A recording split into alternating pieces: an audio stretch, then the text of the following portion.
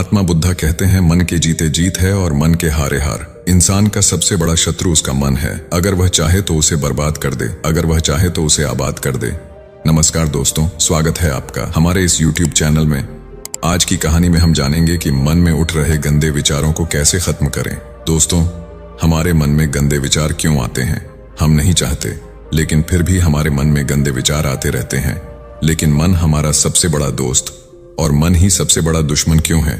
जब हम अपने मन की बात मानते हैं तो हमारा मन ही हमारा नेतृत्व करता है, और जब हम मन को संतुलित कर लेते हैं तो हम अपने जीवन में हर चीज का ध्यान रखते हैं। हम अपने मन में आने वाले गंदे विचारों को रोकने की कोशिश करते हैं, लेकिन जितना अधिक हम रोकते हैं उतना ही ये विचार हमारे अंदर प्रवेश करते हैं। जितना अधिक आप किसी चीज से दूर भागते हैं, वह चीज आपको अपने पास ले जाएगी। इसलिए उस चीज से दूर मत भागिए, उस पर संतुलन बनाए रखिए।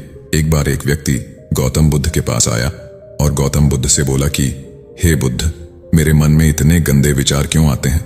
मैं नहीं चाहता कि मेरे मन में गंदे विचार आएं, पर मेरे मन में हमेशा काम वासना के विचार चलते रहते हैं और मैं इनके बारे में सोच सोच कर बहुत परेशान रहता हूँ। मेरी ऊर्जा और समय यह सब सोचने में ही नष्ट हो जाता है, और इन सब के विचारों की वजह से मैं कभी भी शांत नहीं रह पाता हूँ, और मैं हमेशा ही स्त्रियों को देखकर मोहित हो जाता हूँ। अपने आप को रोक ही नहीं पाता हूँ। बुद्ध मुस्कुराए और उन्होंने उस व्यक्ति से पूछा, क्या तुम्हें पता है यह काम वासना होती क्या है?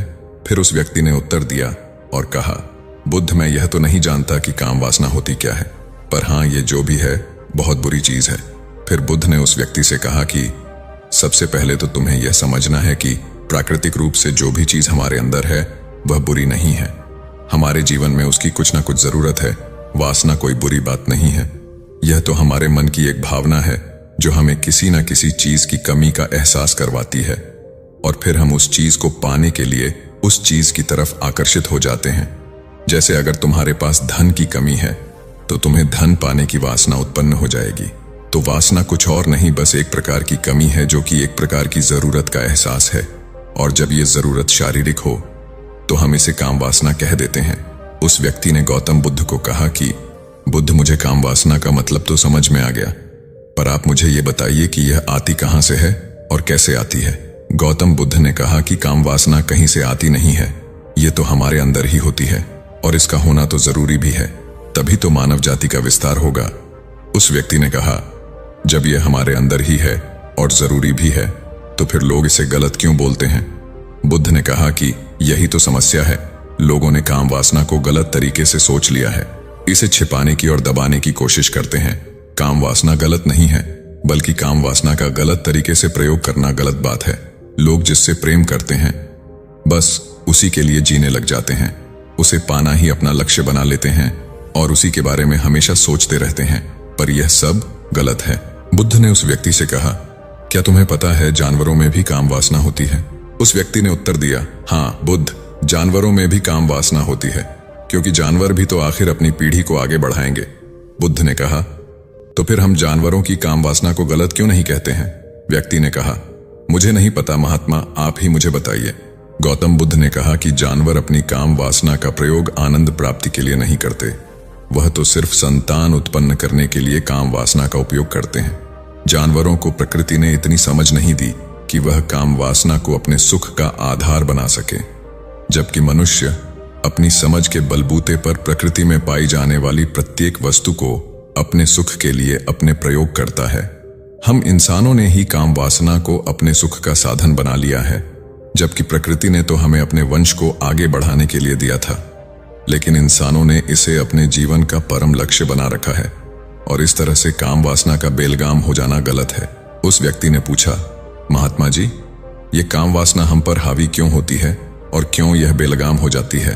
तब गौतम बुद्ध ने कहा कि सुनो, अब जो मैं तुम्हें बताऊंगा उसे तुम ध्यानपूर्वक सुनना। काम वासना का सारा खेल तुम्हें समझ आ जाएगा, तुम्हें तुम्हारे सारे सवालों का जवाब मिल जाएगा, बस तुम्हें ध्यान से सुनकर समझना है।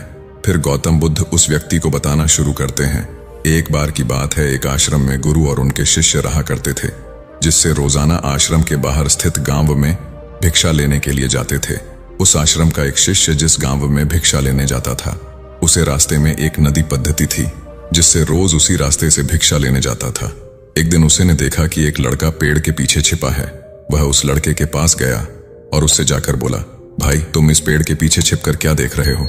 लड़के ने कहा, अरे तुझे नहीं दिख रहा क्या कि मैं क्या देख रहा हूं? तब शिष्य ने नदी की तरफ देखा तो वहां पर कुछ लड़कियां पानी भर रही थीं। वो लड़कियां 14-15 साल की थीं। तब शिष्य ने उस लड़के से कहा, अरे भाई वहां पर तो लड़कियां पानी भर रही हैं, इसमें छिपकर देखने वाली क्या बात है?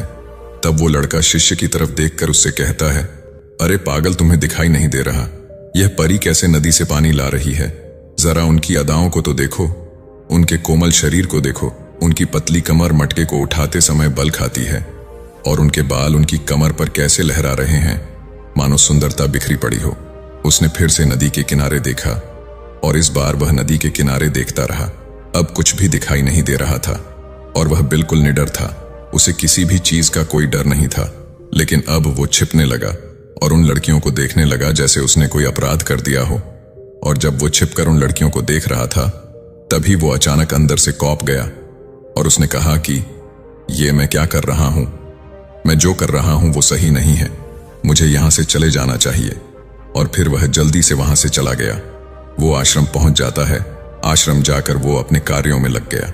लेकिन जो अभी वह देख कर आया था वही उसकी आंखों के सामने बार बार आ रहा था। उसके मन में वही दृश्य चल रहा था। उसका दिमाग सब कुछ देखने के लिए संघर्ष कर रहा था। उसका किसी भी काम में मन नहीं लग रहा था।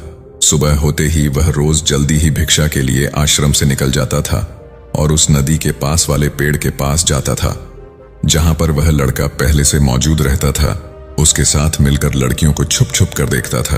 अब वह ऐसा रोज करने लग गया। यह उसके रोज का काम हो गया। अब उस शिष्य का मन किसी भी काम में नहीं लगता था। वो हमेशा ही किसी न किसी प्रकार के विचार में उलझा रहता था।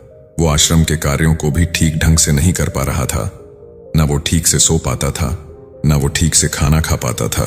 उसका मन बेचैन सा रहता था। उसका मन बार बार उन लड़कियों की खूबसूरती देखने को मचलता था। जब गुरु भिक्षा दे रहे थे तब भी उनका मन किन्हीं अन्य विचारों में खोया हुआ था। गुरु ने अपने शिष्य की इन हरकतों को समझ लिया था।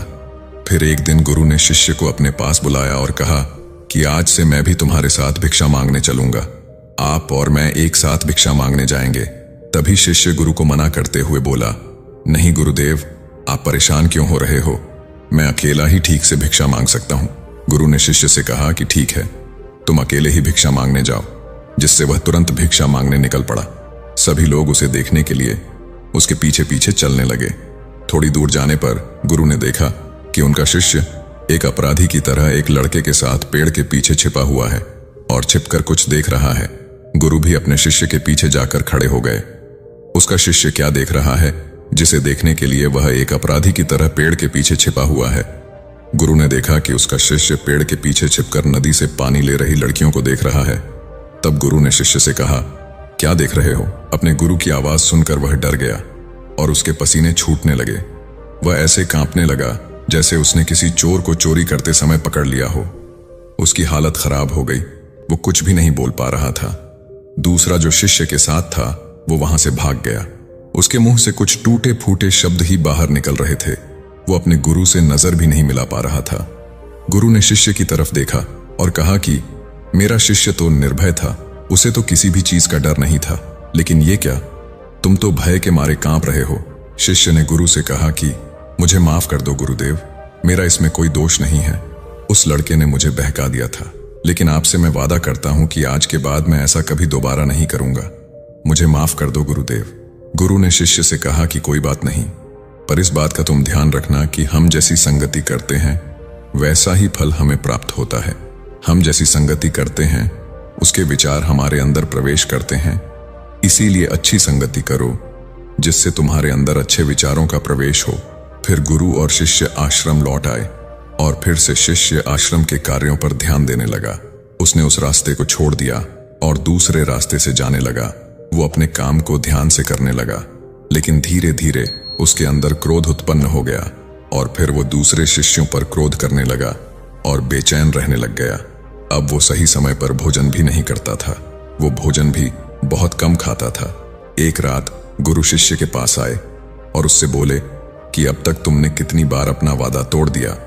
यह सुनकर शिष्य अपने गुरु के चरणों में गिर गया और रोने लगा। रोते रोते ही उसने गुरु से कहा कि गुरुदेव, मैं कई बार अपना वादा तोड़ चुका हूं। फिर मैं वादा करता हूं, लेकिन हर बार जब मैं वादा तोड़ देता हूं तो मेरा मन मेरे वश में नहीं रहता। मैं बहुत कोशिश करता हूं कि अपने मन से सारे बुरे विचार निकाल दूं, लेकिन चाहकर भी मैं ऐसा नहीं कर पाता। फिर गुरु ने शिष्य को कहा कि चलो मेरे साथ। गुरु शिष्य को आश्रम के बगीचे में लेकर गए और शिष्य से कहा कि देखो, यहां पर कुछ नाली बनी हुई है जिससे नदी का पानी इन पौधों तक आ रहा है और यह पानी निरंतर गति से आगे बढ़ रहा है। क्या तुम इस पानी के बहाव को रोक सकते हो? शिष्य ने कहा कि हाँ गुरुदेव, मैं इस बहाव को रोक सकता हूं। फिर शिष्य ने मिट्टी उठाकर उस नाली में रख दी तो पानी थोड़ी देर के लिए रुक गया और फिर थोड़ी देर बाद उस मिट्टी के ऊपर से पानी बहने लगा। गुरु ने शिष्य से कहा, अरे ये क्या, ये तो पानी रुका ही नहीं।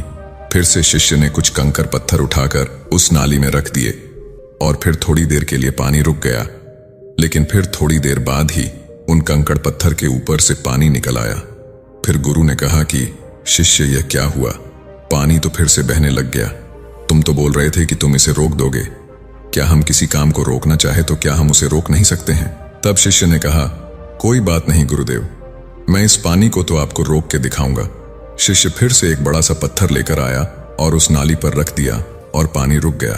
तब गुरु से कहा कि देखा गुरुदेव, मैंने कहा था ना कि पानी को मैं रोक दूंगा। मैंने पानी को रोक दिखाया। आपकी बात मैंने पूरी कर दी।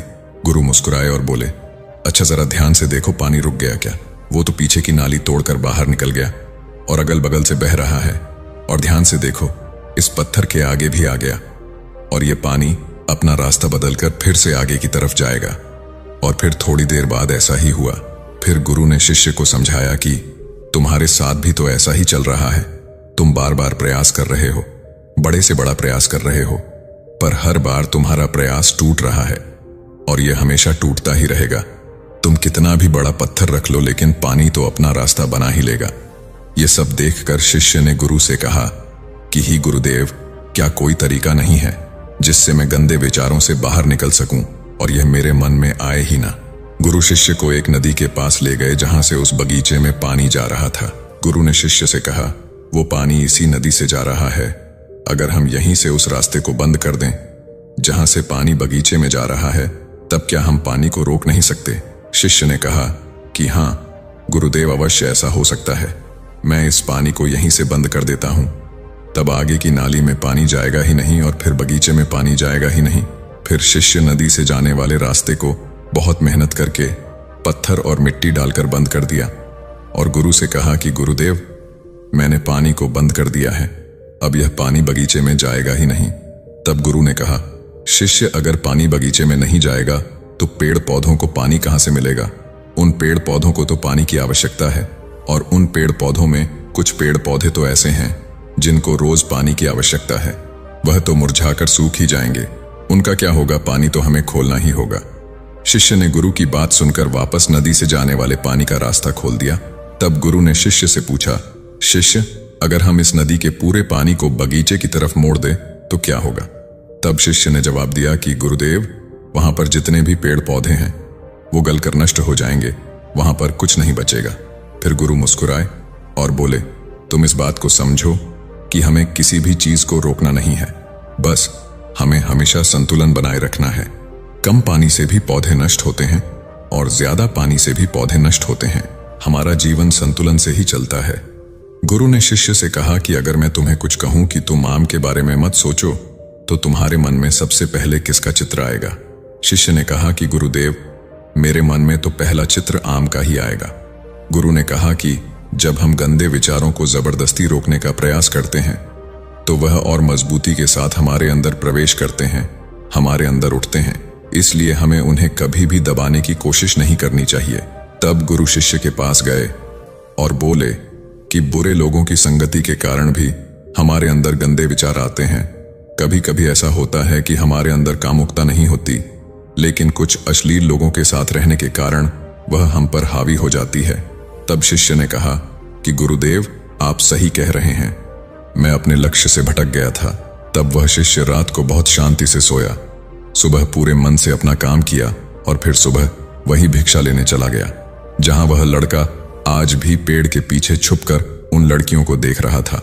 वो शिष्य नदी पर गया जहां वह लड़कियां पानी भर रही थीं। उसने उन लड़कियों से पानी मांगा। उन लड़कियों में से एक लड़की ने उसे पानी पिलाया और उस सन्यासी शिष्य के चरण छुए। शिष्य ने उसे आशीर्वाद दिया कि तुम्हारा कल्याण हो। शिष्य का मन सकारात्मक ऊर्जा से भर गया। उसके चेहरे पर मुस्कान आ गई थी, जैसे उसे कोई खोई हुई चीज वापस मिल गई हो। वह अपने रास्ते पर वापस जाने लगा। तभी पीछे से वह लड़का आया जो पेड़ के पीछे छिपा था।